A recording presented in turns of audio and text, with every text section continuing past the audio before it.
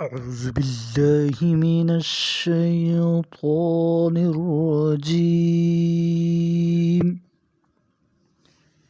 میں اللہ عز و جل کی پناہ مانگتا ہوں شیطان مردود سے۔ بسم اللہ الرحمن الرحیم۔ اللہ کے نام سے شروع جو بہت مہربان رحم کرنے والا ہے۔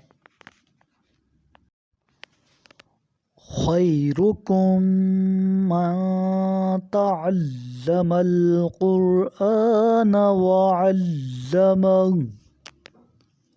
تم میں سے بہترین وہ لوگ ہیں جو خود قرآن سیکھتے ہیں اور دوسروں کو بھی سکھاتے ہیں۔ قال هذا صراط علی مستقیم، اللہ نے فرمایا یہی راستہ ہے جو سیدھا مجھ تک پہنچتا ہے۔ ان عبادی لیس لک علیہم سلطان الا من اتبعک من الغاوین، جو میرے بندے ہیں ان پر یقیناً تیری بالادستی نہ ہوگی سوائے ان بہکے ہوئے لوگوں کے جو تیری پیروی کریں۔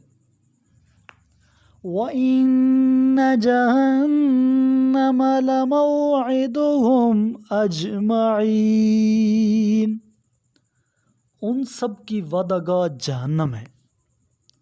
لَهَا سَبْعَةُ أَبْوَابٍ لِكُلِّ بَابٍ مِّنْهُمْ جُزْءٌ مَّقْسُومٌ، جس کے 7 دروازے ہیں، ہر دروازے کے لیے ان کا ایک حصہ مخصوص کر دیا گیا ہے۔ ان المتقین فی جنات وعیون، ادھر اہل تقوی یقیناً باغوں اور چشموں میں ہوں گے۔ ادخلوها بسلام آمنین، ان سے کہا جائے گا سلامتی و امن کے ساتھ ان میں داخل ہو جاؤ۔ وَنَزَعْنَا مَا فِي صُدُورِهِم من غل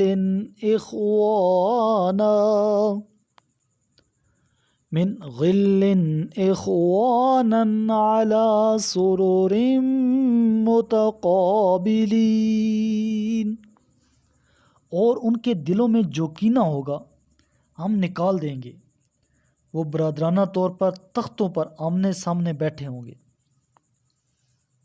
لا يمسهم فيها نصب وما هم منها بمخرجین، جہاں نہ انہیں کوئی تکلیف پہنچے گی نہ انہیں وہاں سے نکالا جائے گا۔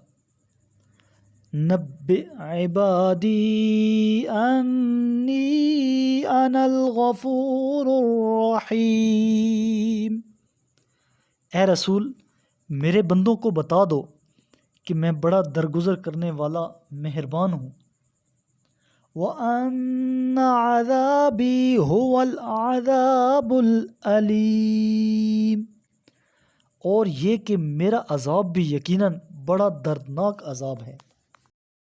قال رسول اللہ صلی اللہ علیہ وآلہ وسلم اقرأوا القرآن فإنه يأتي يوم القیامة شفیعا لأصحابی، میرے کریم لجپال محبوب علیہ الصلوۃ والسلام نے ارشاد فرمایا قرآن پڑھا کرو کیونکہ وہ قیامت کے دن اپنے پڑھنے والوں کے لیے سفارشی بن کر آئے گا۔ صدق اللہ العظیم۔